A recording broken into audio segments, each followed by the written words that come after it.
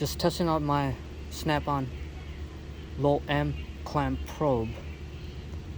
Setting is at 20 amp. 100 millivolt is equivalent to 1 amp, and we can see on other amp clamp is pulling 2 amps. It's a 2 amp bulb, and we can see 200 millivolt. This is in DC volts right there. 200 millivolt.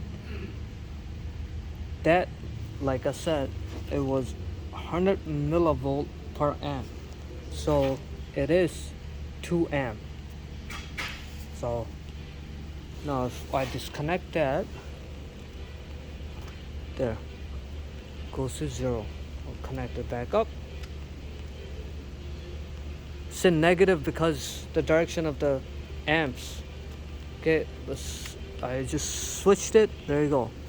So it's doing 2 amps. It's pulling 2 amps, but on the scope you will see 200 millivolt again.